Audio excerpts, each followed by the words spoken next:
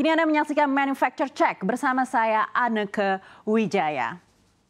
Pemutusan hubungan kerja di industri tekstil dan produk tekstil atau TPT terus berlangsung hingga kini. Data dari kalangan buruh belum setengah tahun berjalan, angka PHK sudah mencapai ribuan orang. Jika dijumlahkan dengan angka PHK tahun-tahun sebelumnya, maka jumlahnya bisa naik berkali-kali lipat. Presiden Konfederasi Serikat Pekerja Nusantara atau KSPN Ristadi mengatakan di 2023 baru sekitar 3.200 orang. Sementara tahun 2021 dan 2022 tercatat 10.152 orang. Jumlah tersebut berasal dari satu konfederasi serikat buruh. Jika dijumlahkan dengan anggota dari serikat buruh lain, maka total bisa mencapai puluhan hingga ratusan ribu. Sementara itu, kasus pemutusan hubungan kerja atau PHK pabrik sepatu Adidas di Tangerang baru-baru ini menambah deretan derita buruh yang terdampak kebijakan perusahaan tersebut. PHK yang melanda buruh pabrik, terutama pabrik tekstil seperti sepatu dan pakaian, diprediksi bakal terus bertambah. Direktur Eksekutif Center of Reform on Economics atau CORE Indonesia, Muhammad Faisal, mengatakan Amerika Serikat dan Eropa hingga saat ini adalah negara tujuan ekspor Indonesia. Namun perekonomian Amerika Serikat dan Eropa kini sedang melambat sehingga berdampak terhadap aktivitas pabrik di Indonesia.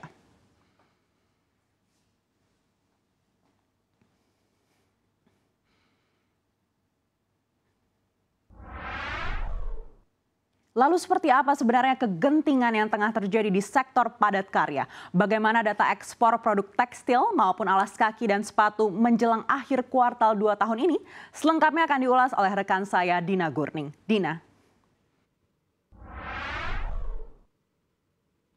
Ya, terima kasih Anneke. Pemutusan hubungan kerja atau PHK di industri tekstil dan produk tekstil atau TPT masih terus berlangsung hingga kini. Data dari kalangan buruh belum setengah tahun 2023 berjalan saja, angka PHK sudah mencapai ribuan orang. Jika dijumlahkan dengan angka PHK dengan tahun-tahun sebelumnya, maka jumlahnya bisa naik berkali-kali lipat. Mari kita simak datanya dalam Pak Jokowi, industri padat karya masih loyo loh ini. Kita lihat ke slide yang pertama. Ya, menurut data dari Kementerian Ketenagakerjaan Republik Indonesia, pada kuartal 1 2023 ada 13.634 orang karyawan atau buruh yang sudah terkena pemutusan hubungan kerja. PHK tersebut seluruhnya tercatat pada bulan Maret 2023. Sedangkan pada Januari hingga Februari 2023 yang tidak ada catatan PHK sama sekali seperti yang terlihat di grafik ini. Dan pada kuartal 1 2023 PHK yang paling banyak terjadi kalau kita lihat per provinsi adalah di Jawa Barat dengan jumlah karyawan yang mencapai 5.603 orang yang di PHK. Kemudian di urutan berikutnya setelah Jawa Barat ada Jawa Tengah dengan jumlah PHK yakni 4.887 orang dan di Banten yakni 2.342 orang. Sementara itu dari sisi pengamat melihat terjadinya PHK alasannya tidak lepas dari bagaimana pemerintah belum bisa mengatur pasar domestik dalam negeri secara baik.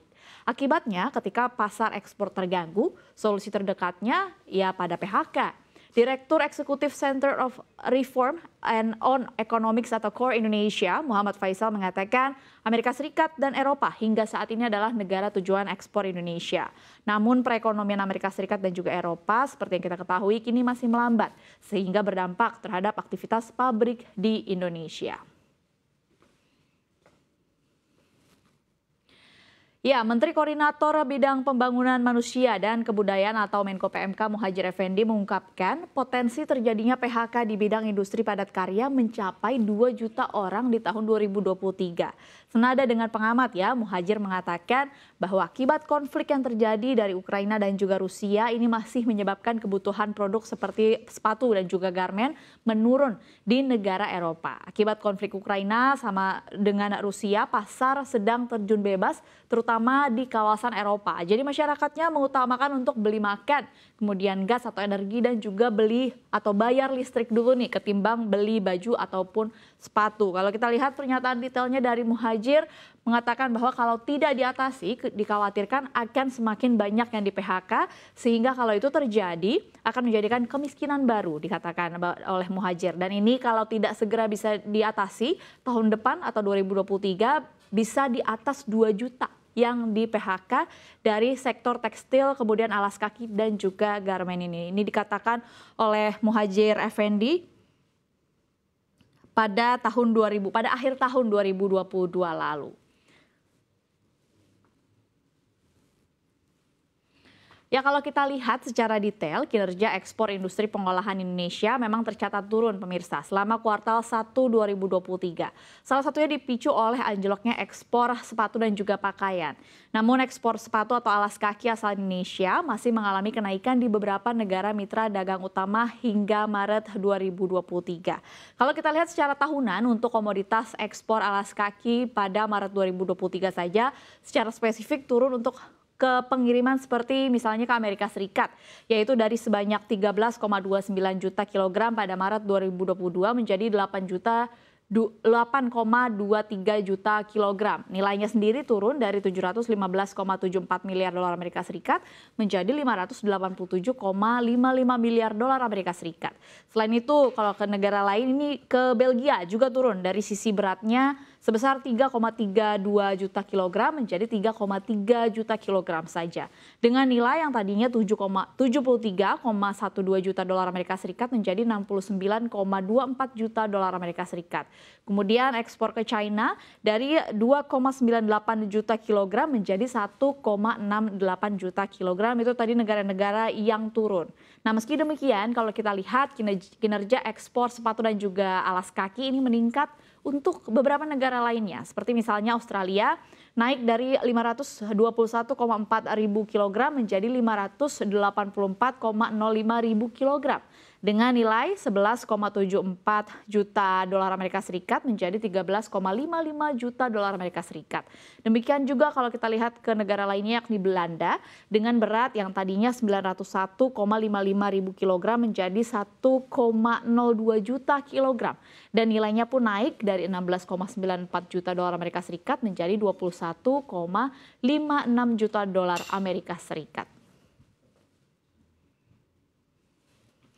Ya, kalau kita lihat dari data tadi dan juga dari PHK yang terus berlangsung, pemerintah ini harus segera ambil langkah strategis untuk meredam gelombang PHK di industri padat karya ya terutama.